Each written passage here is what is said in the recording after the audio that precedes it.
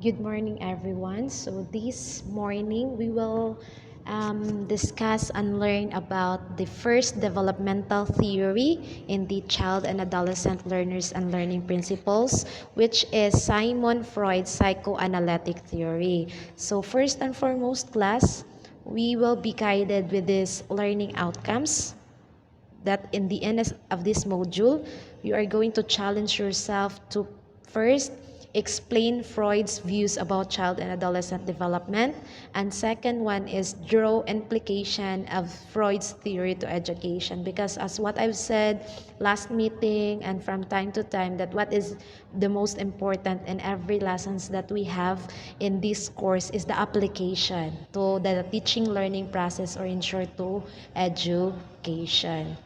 So we have here, but before we'll start the discussion about the Freud psychoanalytic theory of development, let's have first the key points of this theory of Simon Freud. So in this theory class, this is the theory of personality, of course, which argues that human behavior is the result of the interactions among the three components parts of the mind, the id, ego, and superego. Because in this lesson class, we will discuss not only the psychosexual stages of this theory, but also we have the three components which, according to Simon Freud, affect the development, especially the personality of an individual. So, according to Freud, the personality of each one of us is the result of the interaction among the three components. So the three components are the id, the ego, and the superego. So later on, we will discuss one by one the three components of the mind or personality. The next, this structural theory of personality places great importance on how conflicts among the parts of the mind shape behavior and personality. These conflicts are mostly unconscious. So, except of the three components parts of the mind class, we also have here the three levels of personality or of the mind, because Simon Freud used as the iceberg as his topographical model to best explain his explanation about the three levels of personality or of the mind, which are the conscious. Of course, the conscious are the things that we do every day, unsa ato ang nabawan every day consciously. And the next level is what we call the non-conscious, so that is outside of our experiences. So there are times lang atuan ang ma-develop na nga mga different experiences. That's why moabot na siya either conscious or under the unconscious. And lastly is we have the unconscious, so meaning it is below our personality. So meaning wala pa na siya ning gawas class sa atuang personality. So nakatago pa na siya sa atuang ilalom sa atong mga different personalidad. Okay? Then, according to Freud also, the personality develops during childhood, so that is around 5 years old, and is critically shaped through a series of 5 psychosexual stages. So as what I've said a while ago, class, that we will not only discuss the psychosexual stages, but also the components, so which he called his psychosexual theory of development. So why man gitawag ni siya nga psychoanalytic theory class by Simon Freud? Because this theory focuses on the 5 psychosexual stages during the childhood of the child or the children. So during each stage of the child, a child is presented with a conflict. So there is a conflict class between biological drives and social expectations. Successful navigation of these internal conflicts will lead to a mastery of each developmental stage and ultimately to fully mature personality. And lastly, Freud's ideas have since been met with criticism. So, dili ra ni puro siya positive class, kundi Freud also met criticism about his theory. So in part because of his singular focus on sexuality as the main driver of human personality development.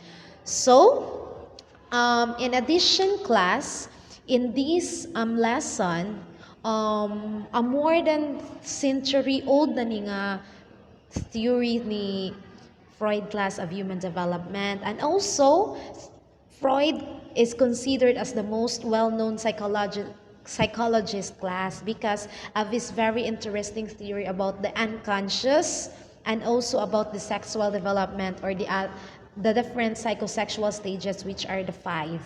Then, although a lot of his views were criticized, katakong gingon nga this theory met criticism class, and some considered him debunked, he himself recanted some of his earlier views. So Freud's theory remains to be one of the most influential in psychology class, and his theory sparked the ideas in the brilliant minds of other theorists and thus become the starting point of many other theories, and which is one of the theories nga nanggikan ani iyahang gibasihan is kang Freud is the Erik Erikson psychosocial theory that we will discuss later on. Okay? So, as what I've said a while ago, class, Freud is the most popular psychologist that studied the development of personality and also probably the most controversial one. His theory of the psychosexual development includes 5 distinct stages. And according to Freud class, a person goes through the sequence of these 5 stages, and along the way, there are needs to be met. So, whether these needs are met or not, that determines whether the person will develop a healthy personality or not. So this theory is quite interesting for many because Freud identified specific erogenous zones for each state of development class. So there are specific pleasure areas. So when you say erogenous zones class, this refers to the pleasure areas in every stage of the development in this theory that become focal points for the particular stage. So the erogenous zones or the pleasure areas class become the focal points for this particular stage in this theory. So if needs are not met along the area, what will happen?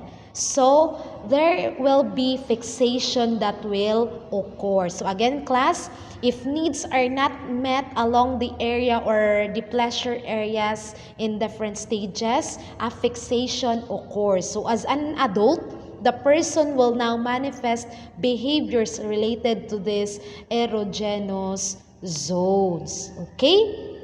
So this time, we will start the first stage of the psychosexual stages of Freud's psychosexual development. So the first stage, class, is what we call the oral stage. So please take note, class, that we say oral stage, it happens from birth to 18 months. That is from birth until 1.5 years of a child. Then the erogenous zone, class, is the mouth. So again, we say erogenous zone. This is the pleasure area. So the pleasure area during the oral stage, class, is the mouth. So have you noticed, class, that if you have your younger brothers, sisters, or mga niece or nephew, ang ilang focal point of that stage, either birth to 1.5 year, is the mouth. So everything that they touch, they hold, automatic, they will put it in their mouth because according to Freud, the erogenous zone or the pleasure area in that stage is the mouth. That is why it is called the oral stage. So oral, monatag oral, mouth, dyan na, class. So during the oral stage, class, the child is focused on oral pleasures, or which is sucking. So have you noticed and observed babies from birth to 1.5 months? They are fun in sucking. Ilahang kamot, ang mga teether, whatever ilahang magunitan nga duwaan, ila dyan ang ipunta sa ilahang baba or ilahang isak.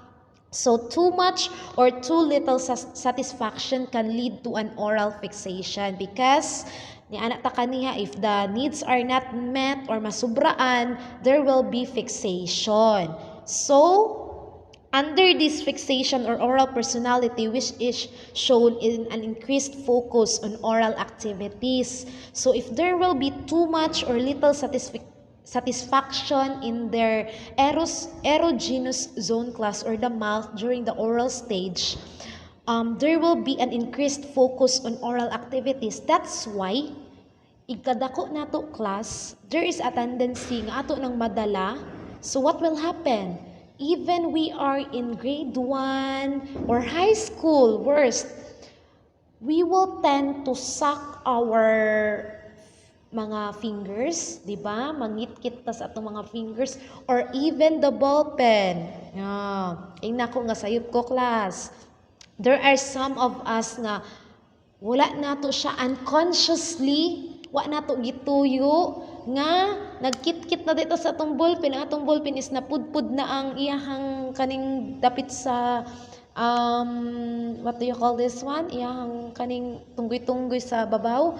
So napudpud na or naputol na kaysa sige na to kit-kit. Ang atong mga tudlo pud is nang kuan na, nang magba na kay imong gikit-kit. So that is the fixation under oral stage. Either too much ang imuhang pag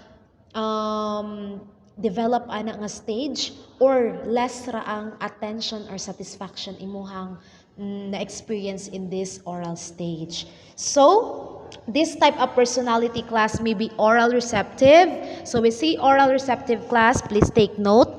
It is having a stronger tendency to smoke. So if masubraan ta og satisfaction using our pleasure area during oral stage, which is the mouth class, when we grow up, that's why mas smoker ta, mo drink ta og alcohol, mo overeat, sobraan atong kaon, that's why maubis ta. Or on the opposite one, which is called the oral aggressive, that is with a tendency to bite his or her nails. So kato akong gingon class, nga sige ta og kit-kit sa ato ang mga kanang kuko, or use curse words or even gossip. So maunang lain kay ato ang mga words panggamiton class, mamalikas ta. So there is something wrong during this stage in our childhood, which is the oral stage. Then, as a result, these persons may become too dependent on others, easily fooled, dali mailad, and lack of leadership traits. So on the other hand, they may also fight these tendencies and become pessimistic and aggressive in relating with people. So aggressive ra kay ka when you interact and relate, and your relationship with other people is very aggressive. So class, that is the oral stage in the first stage of the psychosexual stages of development by Sigmund Freud. So let's proceed to the second stage of psychosexual stages of development according to Sigmund Freud, which is the anal stage. So again, please take note class that we say anal stage. This happens during the 1.5 year of a child until 3 years. So that is 18 months to 3 years of a child. So the erogenous zone or the pleasure area during this stage is the anus, of course, because it is called anal stage because of the erogenous zone or the pleasure area, which is the anus. So the child finds satisfaction in eliminating and retaining feces. So in this stage last of child or children, the key events or complexes of the development is under the toilet training or the satisfaction in eliminating and retaining feces. So through society's expectations, particularly the parents, of course, the child needs to work on toilet training. So that is why class, if you will be parents soon or if parents na mo karon, please practice proper toilet training to your children or child. Why? Because there might be a negative impact in the development of your child, whether there will be too much satisfaction in the anus or the pleasure area or the toilet training, or in the other hand there will be too little satisfaction there. So in all the stages, class, please find the balance that dili pud siya magrabihan og train ana in that stage or satisfy, dili pud siya makulangan kundi balance lang. So let us remember, class, that between 1 year and a half to 3 years, the child's favorite word might be no. So have you observed, class, to your babies, to your nephew, to your niece, and to the other babies around your environment? The favorite nilang a word, class, is saying no, no, no, no, dili ko, dili ko. Anak, ato na dito kalibang sa ko, anak, sa CR. No, I don't want. So, therefore, a struggle might exist in the toilet training process when the child retains feces when asked to eliminate, or may choose to defecate when asked to hold feces for some reason. So, in terms of personality, if there will be too much or too little satisfaction in this stage, fixation occur during this stage can result in being anal retentive. So when you say anal retentive, class, there will be at too much satisfaction, meaning na sobraan na pug ka pagka-train in terms of toilet training of your child or children. So when say anal retentive, class, the result will be as your child grows older, grabe iyang pagkalimpiada, neat, stingy, and rigid. So, there is an obsession with cleanliness. Kanang mga limpiada kaayo nga they know the arrangement of their things. If imo na siyang kanang bungkagon, kabalo jud na sila, and if there are some dirt, dali kina sila masuko kay limpiada lagi, then perfection. So when you have too much satisfaction in this stage, which is the anal stage, you will be more on perfection, kanang more to excellence ka, dili ka mo dawat og putyo-putyo nga mga output. Then control, that is being rigid. Then on the opposite, class, if you will be having too little satisfaction, nakuwangan ka ani nga stage, which is your toilet training or the anal stage, you have, or you will experience as you grow older, anal explosive. That is opposite for anal retentive. So when you say anal explosive, class, the person may become messy, so hugawan. So that's why kung kulang ka og training under anal stage, wala ka maayo pagka toilet training, kanon ra ka pa unsa na pa-withdrawon ra ka sa imong waste anywhere, sa kalibunan, sa dira sa inyong tugkalan. So it will result really to a person who is very messy and disorganized. So makita na nato, class, ang ato ang mga personality karon.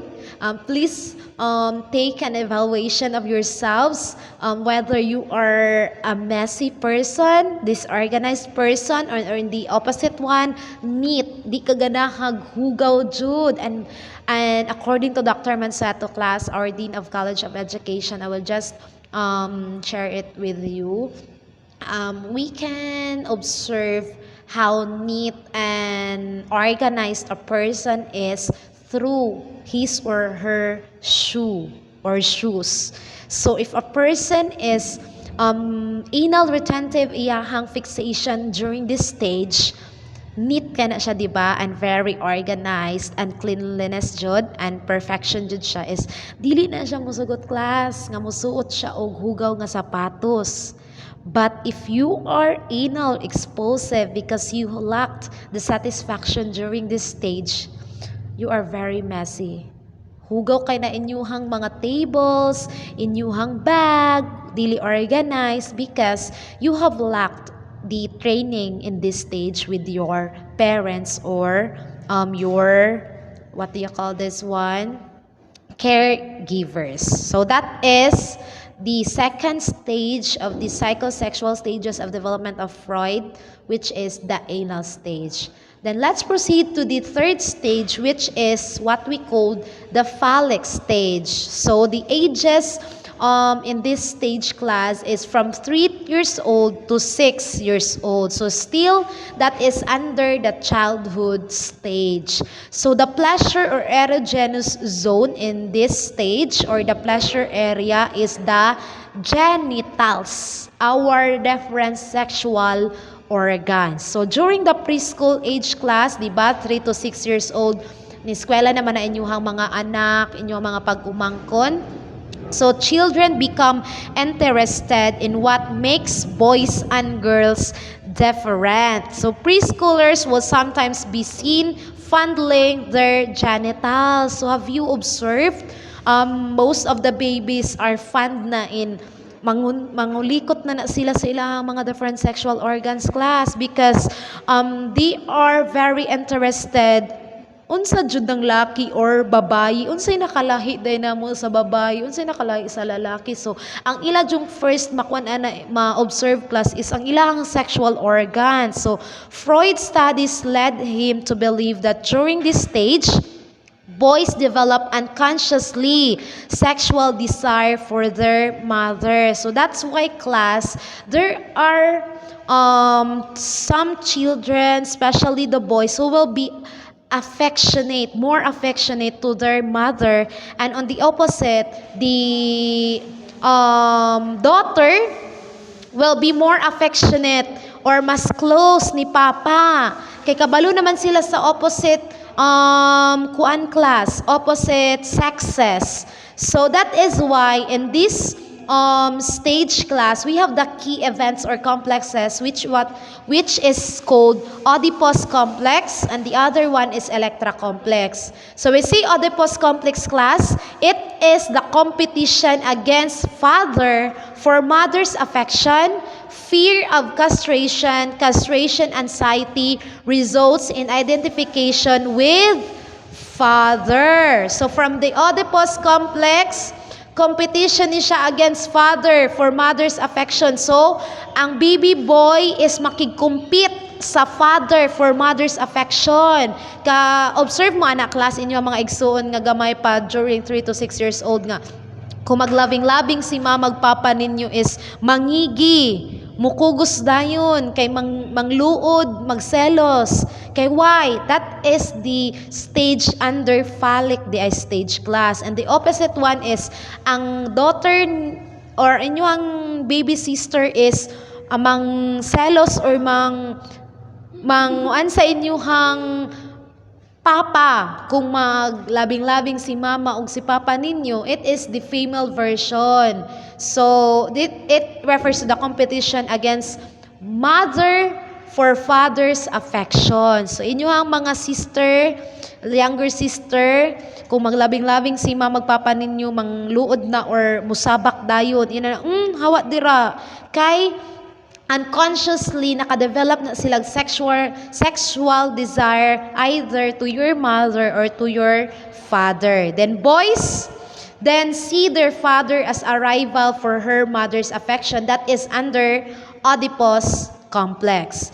Then boys may fear that their father will punish them for these feelings, thus the castration anxiety. So these feelings comprise what Freud called Oedipus complex. So in Greek mythology, Oedipus unintentionally killed his father and married his mother Jocasta. So nganong gitawag din siya Oedipus complex class? Because as the history in the Greek mythology, Oedipus unintentionally, tungod ani nga sexual desire towards his mother, he unintentionally killed his father.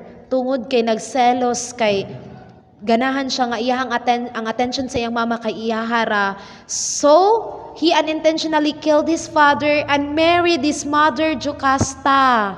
So that is according to the Greek mythology. Then psychoanalytics also believe that girls may also have a similar experience, developing unconscious sexual attraction towards their father, and this is what we call Electra Complex. So the possible fixations or problems in this stage class is going through life trying to prove manhood or searching for mother figure in relationship. So as we grow older class, have you observed kamo na naman jud mo sa inyong early adulthood stage, you know, kay most of you are 18, 19, or nanagay ninyo uban 20. So you are looking for a relationship wherein inyong ganahan pangitaon sa mababayi or girlfriend o boyfriend ninyo is the mother figure is same ano nga, ay di ko ano ninyo, di man ni pareha ni mama, because there is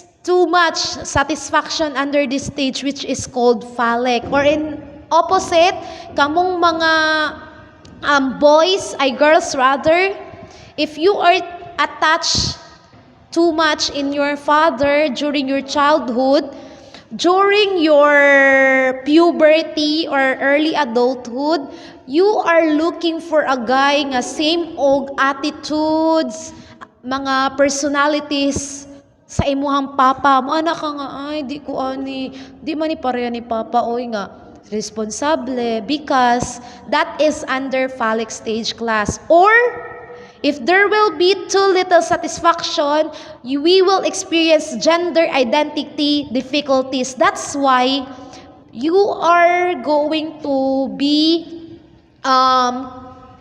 confused whether girl baka, boy baka, or bakla baka, or tomboy. So diri ni siya mo result class ang problem or fixation if dili ni siya mabalance ang stage nga phallic. And lastly, women feeling inferior. So, there is a problem nga kitang mga women kay feel nato inferior rata, dili ta superior. So, mana ta nga ay pambalay ra man mi kay papa man mo'y grabe ang power.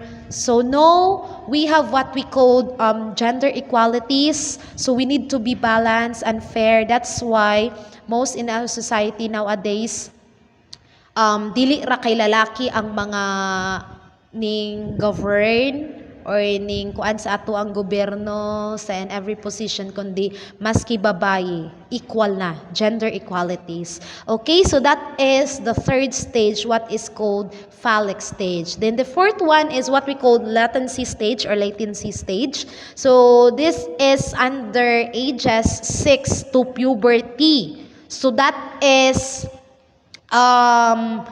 puberty stage ninyo. Then, the erogenous zone or the pleasure area during this stage is what we call still, it is the different sexual organs. Still, this is the continuation for the phallic stage. So, the key events in this stage is the repression of sexual feelings. So your sexual desires will be diverted to other physical activities. Kay you will be fun in playing na with your schoolmates during this stage nga boys. So ana kay kani mga kuan mi barako ani ko diri. Then focus on social and intellectual skills. So murag nalaylo ang ato ang kaning ato ang desire, sexual desire, because our focus is on social and intellectual skills and same-sex friendship. So as what I've said earlier, more ta dili ta mo ato ang affection towards opposite sex, but rather same-sex friendship. So that's why during our what we call this one, high school years, ato ang mga barkada is kung laki ta, mostly jud is mga laki jud atong mga barkada no, kuyog humagklase, ato ang mga free time, then kung bayi ta kay mga bayi jud ato ang friends, ato mga BFF. So that is under latency stage. So under the latency stage, it is during this stage that sexual urges remain repressed. So the children's focus is the acquisition of the physical and academic skills. So boys usually relate more with boys, as what I've said rather, and girls with girls during this stage. So there are possible problems or fixations that we may encounter during our childhood or our puberty stage during this stage, which is continued repression of sexual urges and an increased use of defense mechanisms such as sublimation. So that is latency stage, that is 6 to 12 years old, or the puberty stage. Then last class, the fifth stage, is what we call the genital stage. So that is 12 years old and so onwards. So this is the fifth stage of psychosexual theory of development class that begins at the start of puberty when sexual urges are once again awakened. So diba, during the latency stage class, our sexual urges or desires are being repressed. So nilaylo. But during the genital stage class, 12 and onwards, again, nabuhi ang atuang sexual desires and urges, or na-awaken siya. So in the earlier stages, adolescents focus their sexual urges towards the opposite sex peers with a pleasure centered on the genitalia, our organs. So the key events or complexes under this stage class is seeking intimate relationships. So this is the time when we reach 12 years old and onwards class, we look for a partner or the ato ang boyfriend and girlfriend. So we are looking for seeking intimate relationship. So there are many kinds of love, puppy love, true love, unsa pa na dira, great love. So in this age or stage or times life, class rather, na love na noon. So this is the time that we need to seek intimate relationship. So there are fixations.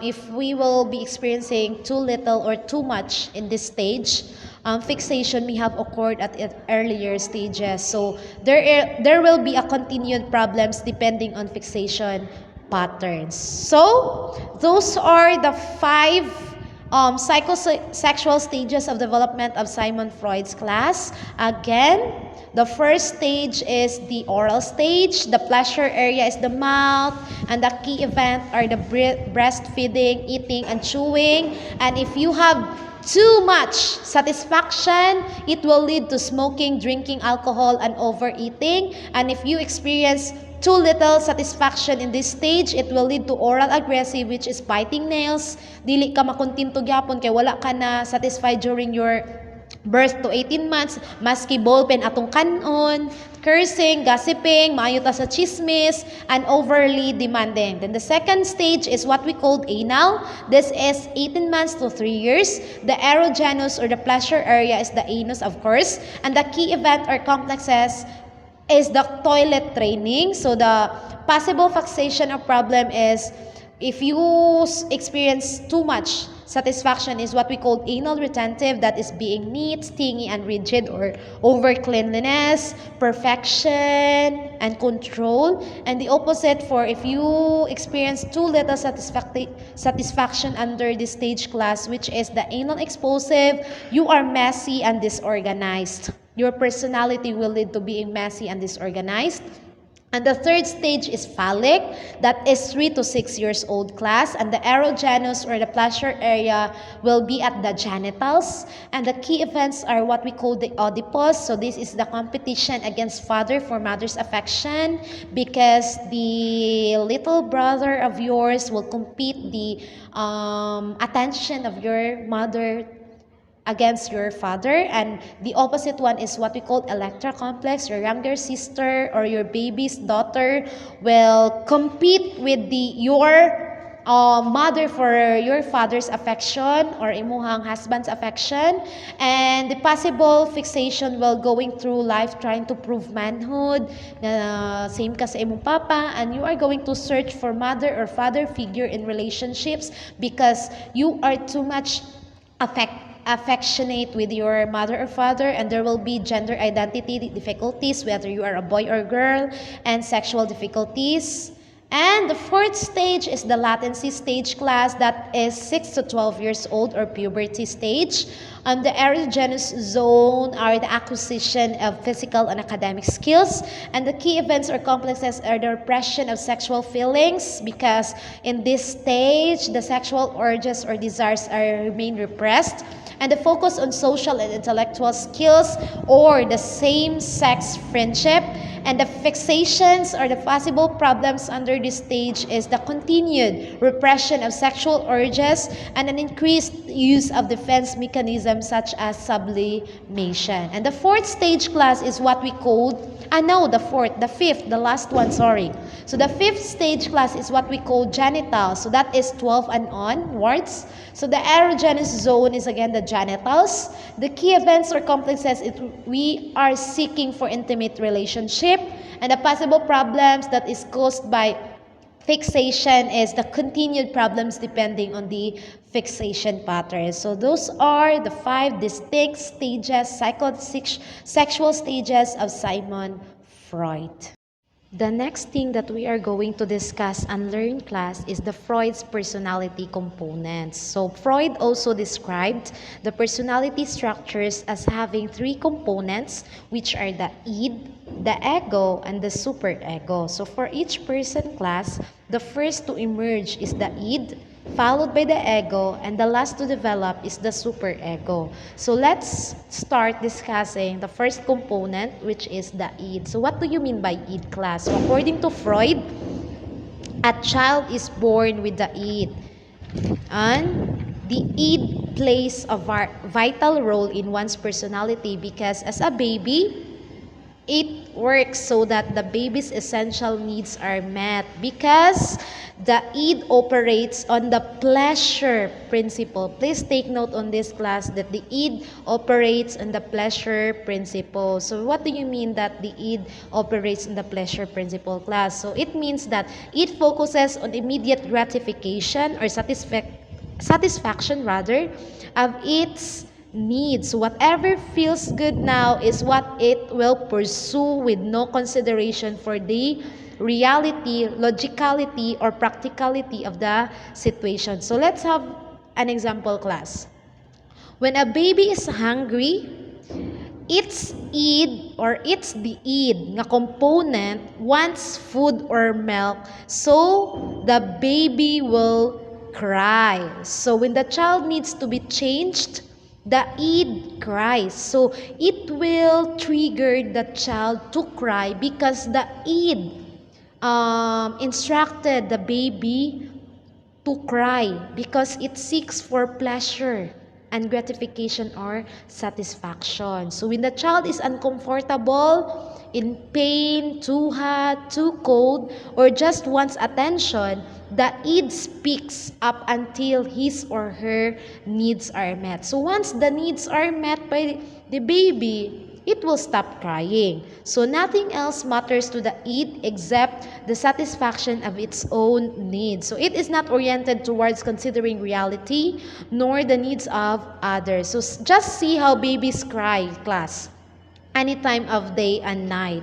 So kanang mo cry ang baby anytime, the day or the night, it is the id that will say to that child nga, hilak dira kay gutom need ka og milk.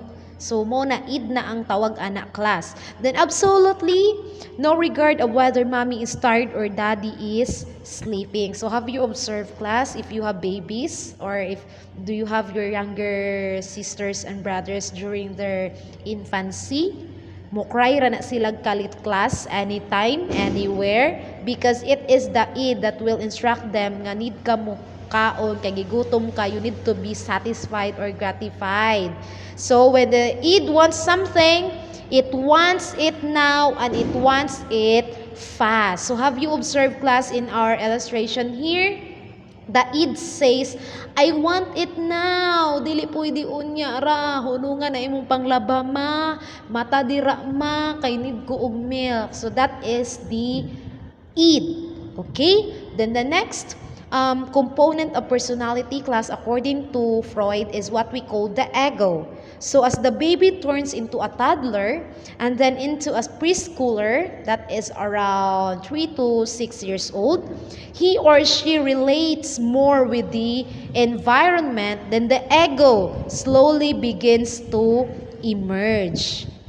So aside from id, because ever since na naman dyan na ang id sa ato ang personality class, nga we need pleasure, we seek for satisfaction and gratification, then the ego operates using the reality principle. So if the id class operates as the pleasure principle, the ego, on the other hand, operates the reality principle. So it is aware that others also have needs to be met. So we are aware of that we have different needs to be met. It is practical because it knows that being impulsive or selfish class can result to negative consequences later. So it reasons and considers the best response to situations. So unlike the id that we want it now, the ego will say if whether it is practical and into reality nga kaya ba na ihatag ni mama mao ni ako ang ganahan. So your ego will take place, siya mo'y mo balance nga mahatag ba ka na nilang mama papa no na ba ka na sila kwarta no. So it is as such, it is the deciding agent of the personality. So although it functions to help the id meet its needs, so of course the ego will help the id to meet its needs. It always takes into account the reality of the situation. So as an example class, if you have the ego, if you have developed the ego during your preschool stage or during our preschool stage, if we want something, we will evaluate first whether those needs or wants can be achievable. So, pwede ba na siya ma-achieve? Like, for example, we want a new shoes because naibog ka sa imuhang classmate during your grade 1. So, your id mo, ana dyan na siya, papalit dyan ni mama ni mo. Kay, tanawa o nilod ka ayo. So, si id mo yung anak ni mo. But if you, once you develop your ego class, which is the reality principle, you need to see to it that you need to be not selfish, kundi you need to see to it nga kaya ba na sa imong mama palitan ka ana, naabay kwarta. So the ego class will say, according to sa atong illustration, if you have observed, I need to do a bit of planning to get it. So dili ka padalos-dalos nga mapapalit ana, tungod lang kay mo giingon sa id nimong I want it now. So if you have na naman dyan tayo buot anak class no during our preschool, especially mga elementary days. So we have the kanang saktong pagbuot na nga ay unya na ako mapapalit ani kay di wala pa kwarta man si mama, dili pa man kaya. So but if you will imong ipagdibabaw imuhang id, maghilak jud ka ana sa imong gusto kay mao jud imong ganahan nga papalit dayon, dili ka mosugot nga unya na sweldo, and that is the ego. And the last component class is what we call the super ego. So when we say super ego class, this is near the end of the preschool years, which is around mga elementary ninyo, mga primary schoolers, or the end of the phallic stage, the super ego develops. So the super ego embodies a person's moral aspect. So this develops from what the parents, teachers, and other persons who exert influence impart to be good or moral. So this is the conscience. Then, the superego is likened to conscience, as what I've said, because it exerts influence on what one considers right and wrong. So, mga ka nga, oy, ni jud ko mapapalit ani, oy. So, si ego mo balance ana nga, ayaw tawon papalit dong, kaya di pa kaya sa imo mama. So siya mo'y angel thing, then the id is the devilicious thing. Then si ego, siya ang reality if kaya ba na siya ma-achieve. Okay, so Freud said that a well-adjusted person is one who has a strong ego, because what is important, class, is the reality principle who can help satisfy the needs of the id without going against the super ego. So while maintaining the person's sense of what is logical, class, or practical and real. So of course, it is not easy for the ego to do all that and strike a balance. So the ego will balance the id and the super ego, class. Nana siya sa center. Then if the id exerts too much power over the ego, mapildi si ego, class, because grabe jud kay si id nga mo lagi na ipapalit jud na karon na yo jud sugot nga kuan kani lagi the delicious thing ni si id, class. So the person becomes too impulsive and pleasure seeking behavior takes over one's life. So mao na nang kuan ta, class, kanang sa tawag ana, spoiled brat. Kay ang atong gipatigbabaw is ang ato amang ed. Then ato pong mama is very kuan kaayo, ato jong kanang spoiled pud ta. Then on the opposite direction, class, one may find the super ego so strong. So if nagrabihan pud si super ego, class, napildi si id, that the ego is overpowered. So the person becomes so harsh and judgmental to himself and others' actions. So the person's best effort to be good may still fall short of super ego's expectation. So dili pud pwede, class, nga grabe si super ego, class, kay ma-judgmental naman taana. Then the ability of a learner to be well adjusted is largely influenced by how the learner was brought up. So ang ato adjud aning influence sa ato ang parents, class, how we are brought up, giun sa tanila pagpadako. So his experiences about how his parents met his needs, the extent to which he has allowed to do the things he wanted to do, and also how he was taught about right and wrong. All figures the type of personality and consequent adjustment that a person will make. So Freud believed that the personality of an individual is formed early during the childhood years. So depending gyapon na, class, ato ang mga parents, class, whether ila jung ila jung tumanan atong gusto, or which is the id, sumaspoiled brata, or ilat tang ipasabot nga di pa kaya, puhon-puhon na lang, na kay dili pa karon kaya, kay gamay pagsweldo si papa, ang ato ang sweldo ni papa igora sa ato ang everyday needs, or imo po na siyang kuan nga, sige nak, okay ra kaayo nak, kay ikaw dato man kaayo ta. So nagrabihan pud si super ego, class. So what is important, class, if you need to find the balance, you need to balance the id. Of course we have different ones in our lives, and balance the super ego and ego. Okay, so that is the components of personality according to Simon Freud. So let's take, for example, this class, the illustration of the three components of personality according to Freud. So again, the id, tanawang gingon sa id, I want it now, ganahan jud kay ko ana. Then the ego mo anang, I need to do a bit of planning to get it. So siya into a reality. Then the super ego, you can't have it, it's not right. So siya mo the conscience. Then in the other side, class, this is what we call the dynamic equilibrium. So let's take, for example, this one, that exams are approaching. Should you, so if ipitagbabaw ni mo si id, class, kani mo overpower si id, you will say that you will not do no revision, rather, and socialize. So mag-party-party ka, dili ka mag-study or do the revisions, because ang ni overpower is the id, napildi si ego and si super ego.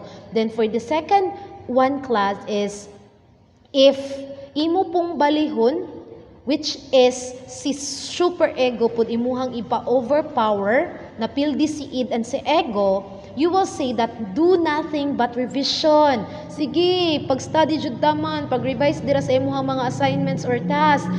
Dayon ayaw jud katulog, ayaw jud pahuway. So nasubraan na pud, class. But if you have noticed on this third illustration, class, sa ubos, if you will balance the three components, which are the id, ego, and super ego, you will say that revise with a realistic revision timetable. So let's take for example class our situation nowadays with the new setup, that is the having asynchronous and asynchronous, or you have your self-paced learning, so you're going to study, read, and answer the assessment task on your own during your free time. If imong ipaitagbabaw si id class mo ana jud na class nga ayaw pag-study, kapoy ra ng mga modules, naipa ka magsigig chat-chat dira, or adto sa imong barkada, or tagay, or katulog dira, ayaw jud ko na ayaw pag-answer ana. But if you will i-overpower nimo si super ego pod class, masubraan ra pud ka, kay na pressure na ka, kay lagi na dagang gipaansiran or what sa modules need mapasubmit na nimo, kay ganahan lagi ka first masubmit mo ana pud ang imuhang personality class is sige pag-answer dira taman, kay mao nay sakto, ayaw pahuway kung dili ka mahuman, ayaw jud katulog, ayaw jud pahuway ha. So super ego pud ang empower ana class. But if you have balanced the three components, you will have a realistic revision or pagbuhat sa imuhang mga different assessment, pag-study sa imong modules, wherein you're going to have time management nga, kani relax ako, kani kay mukhaon sa ko, kay gutom man day ang mag-answer, kani answer na pug ko. So balance ra siya class. So can you see the difference between the three components class na niiral sa ato ang personality? So what is important class, if we have the dynamic equilibrium, so we need to balance the three components, the id, the ego, and super ego. Okay? And we are down to our last topic for this lesson class, which is all about the topographical model, or the three levels of mind according to Sigmund Freud, which are first the unconscious, the conscious, and the subconscious. So let's first unlock what is the unconscious mind. So according to Freud class, Freud said that the most what we go through in our lives, emotions, beliefs, feelings, and impulses deep within are not available to us at a conscious level. So that is what unconscious. Then he also believed that most of what influence us is our unconscious.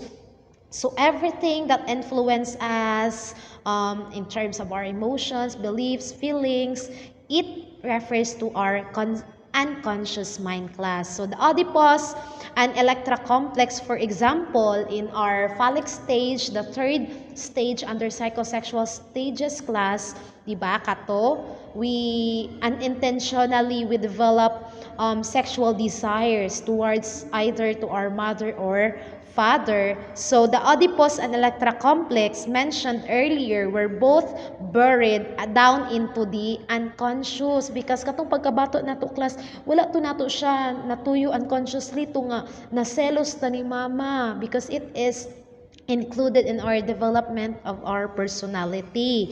Then out of our awareness, due to the extreme anxiety they cause. While these complexes are in our unconscious, they still influence our thinking, feeling, and doing in perhaps dramatic ways. So that is what we call unconscious class according to Sigmund Freud. So again, unconscious are the different what do you call this one? Different experiences, emotions, feelings that influence us is called the unconscious. So we see conscious class. According to Freud, he also said that all that we are aware. So katong unconscious class is, it is most specifically on what we go through in our lives, like emotions, feelings. So unconsciously, unconscious is of course we are aware of what is stored in our conscious mind. So our conscious mind only comprises a very small part of who we are, so that in our everyday life we are only aware of a very small part of what makes up our personality. Most of what we are is hidden and out of reach. So we see hidden class, subconscious, and out of reach is the unconscious. And according to Sigmund Freud class, please take note, only 1/7 of our mind is under the conscious, and the rest of percentage nanana siya, gidivide na siya between the unconscious and the subconscious mind. So that is the conscious. And the last level class, according to Simon Freud, is the subconscious. So when we say subconscious class, this is the last part. The last part is the preconscious or the subconscious. Ayaw mo katingala klasa. When we say preconscious, that is automatically also called as the subconscious. So this is the part of us that we can reach if prompted. So kung i-prompt rata, but is not in our active conscious. So we are down class to our last level of mind, which is the subconscious. So this is the last part, which is the preconscious or subconscious. So this is the part also of us that we can reach if prompted class. So if ever ma-prompta, then we can have the subconscious, but is not in our active conscious. Nakatago ra siya class, but anytime if na hinumduman na nimo or na magpahinumdum nimo, muting ibabaw na, and it will be at our conscious, aware na taanaan. And later on po, mobalik na po na siya sa subconscious, and naaratay time nga makaabot na siya sa conscious. It's right now below the surface, but still hidden. So we say subconscious class or preconscious, it is hidden somewhat unless we search for it. So information such as our telephone number. So if we have directories of our different telephone numbers, diba? Dili man na nato ma-memorize tanan class. So it is where the subconscious takes place. Nga siya mo'y mudalaan na nga okay, natay mga telephone numbers ato na nasag-ulo one time. But there are times na di man na nato masag-ulo taman. So if we are going to be prompt to find that telephone number of our loved one or kinsa atong kontakon, then we can find it. Because mo butang na siya sa ato ang conscious or active conscious once we find for it. Some childhood memories. So there are times class nga nakalimot na kasi imong childhood memories, kinsa imong mga childhood friendship or friends. So nare time nga mag-reminisce ta, bitaw no, asa na ka to siya, bitaw kinsa kay to no. Sumuo na imo na siyang i-search, then or the name of your best childhood friend, as what I've said. So whether nagkadako ta nalimtan na jud to kay dugay na baya to, but there are times nga mukalit lang nagpatibabaw si subconscious class, may nimdum mukalit na to, la kato ba si kuan, bitaw no, labi na sa reunion. So it is stored in the preconscious. So anytime if you look for it, if you find for it, it will be at your conscious. So because the unconscious is so huge, so among the three levels class, ang subconscious jud, I know the unconscious rather is have or naa siya large nga part sa ato ang levels of mind. So, and because we are only aware of the very small conscious at any given time. Freud used the analogy of the iceberg. So, we have here class the iceberg metaphor that only 1/7 of our conscious ang parts sa ato ang mind ang conscious. So, Freud used the analogy of the iceberg to illustrate it. A big part of the iceberg is hidden or the subconscious beneath the water's surface. So the water may represent all that we are not aware or the unconscious, have not experienced, and that has not been made part of our personalities, referred to as the non-conscious. So please take note class, if we are going to relate it to the three components of personality adjustment rather, the three components which are the id, ego, and the superego. The id, let's start with the id. So the id class in the levels of our mind, it is under the unconscious because as what I've said a while ago, Ang id niya class is, di ba, unintentionally mana, wa man ta kay balo ana. So, therefore, it is under unconscious because we are not aware of that. Feelings, emotions, kalit lang na siya. Then, for the ego class, since it is reality, it is under the pre-conscious which or the subconscious nga part. So still it is hidden. So it is on our part ra nga oy mo'y sakto buhaton kay mao ni reality dili kaya sa akong mama. Then for the super ego class, it is under also pre-conscious. And by the way, class, the ego is free floating in all three levels. There are times nga ang ego is under the unconscious, mupunta na siya sa pre-conscious or the subconscious, akong giingon kaniha, or the conscious, aware ta na because it is the reality principle. So, class, those are the different psychosexual stages, the three components, and the three levels of mind in the iceberg metaphor of Sigmund Freud. So I hope you learned something in this meeting, and hopefully by next meeting we will discuss the next theory, developmental theory of human development, which is the John Piaget's cognitive development. Again, thank you so much. Good day and keep safe.